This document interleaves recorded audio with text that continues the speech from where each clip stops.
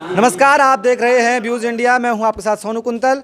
राष्ट्रीय लोकदल पार्टी मथुरा के पूरी कार्यकारिणी मेरे साथ खड़ी हुई है। वो मोदी सरकार के 3 कृषि के अमेंडमेंट पे जो बिल आए हैं, अब कानून का ले चुके हैं राष्ट्रपति के सिग्नेचर के बाद, उसके विरोध में आने वाली 1 तारीख को यानी कि 1 अक्टूबर को एक शांति यात्रा निकालना चाह रही है, और ताकि वो उन बिलों का विरोध कर सके।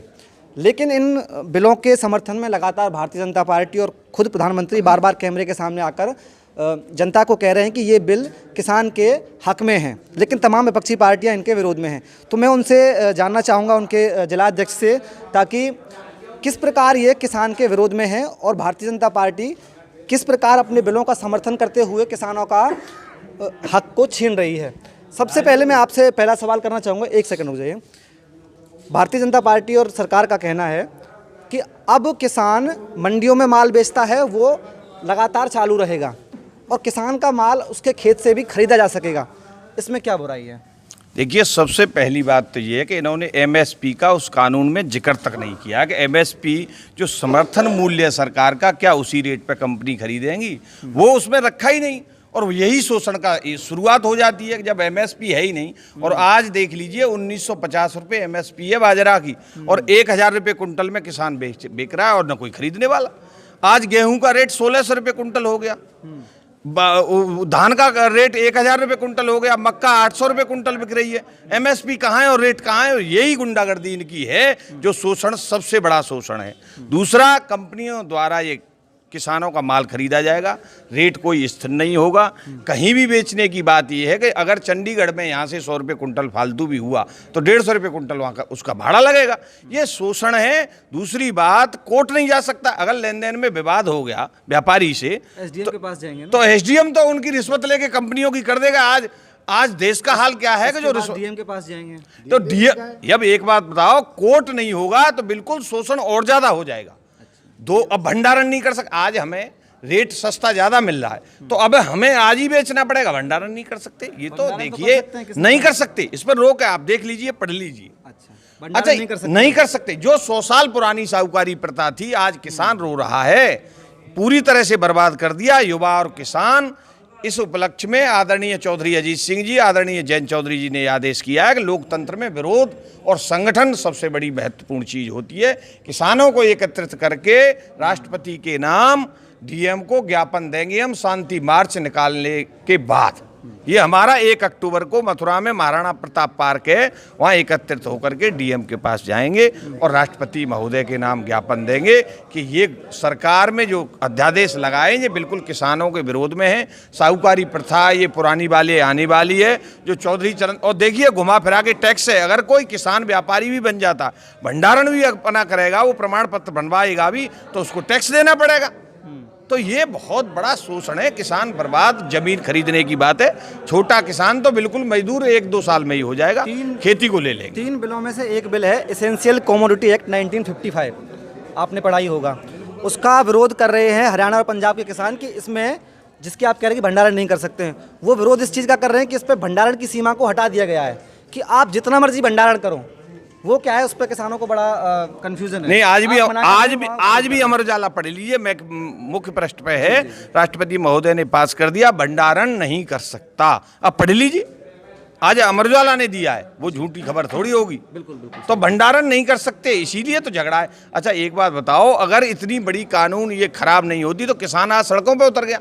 पैसा है नहीं, बच्चे पढ़ाने पैसा नहीं, घर चलाने पैसा नहीं, परंतु किसान आंदोलन के लिए तैयार है। आज स्थिति बहुत खराब है। सबसे ज़्यादा आत्महत्या किसान कर रहा है। युवाओं की नौकरी खत्म कर दी, और जो आंकड़ा देते थे ना पहले, जो रिकॉर्ड था कि इतनी बेरोजगारी है, वो भी खत्म कर दिया। भैया, आज स्थिति इतनी खराब है, कोई सुनने वाला है नहीं।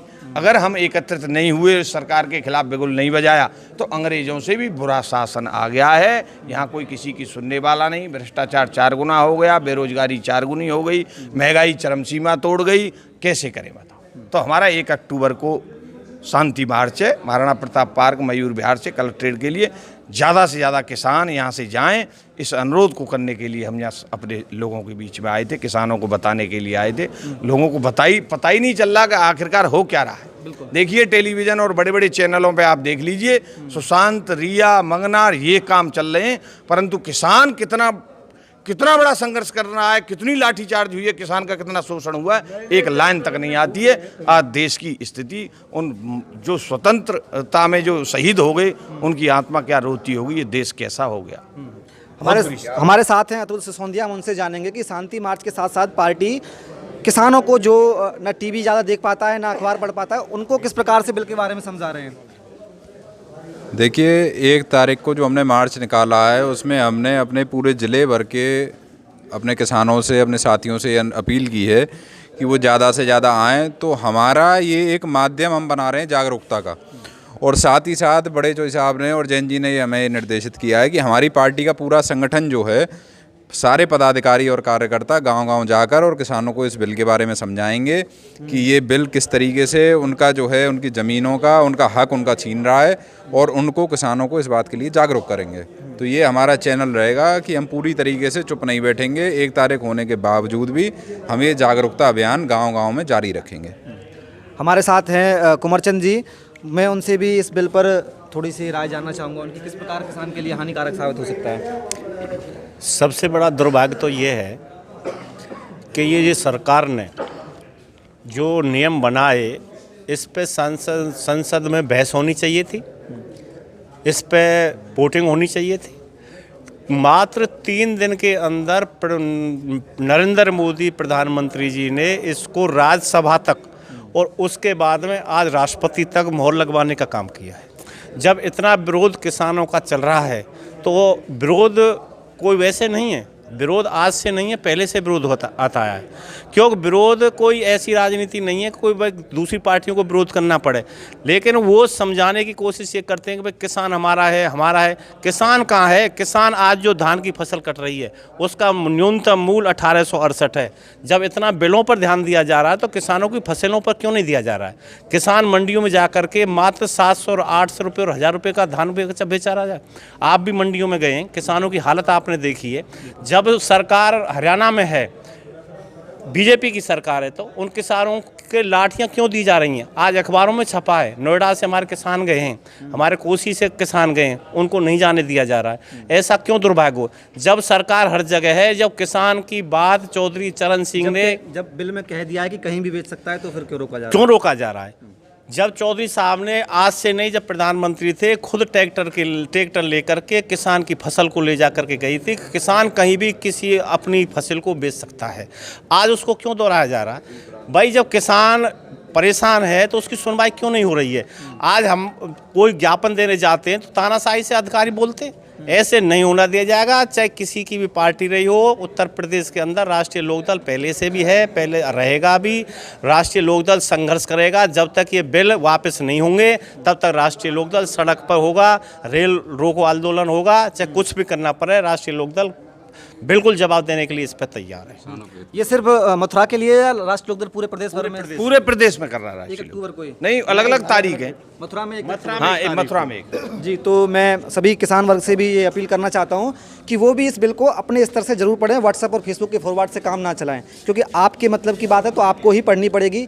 किसी भी तरह से किसी के बहकावे में ना आए, खुद बिल को पढ़ें और तब उसको परखें कि आपके लिए कितना हानिकारक है और कितना ही लाभदायक है। धन्यवाद।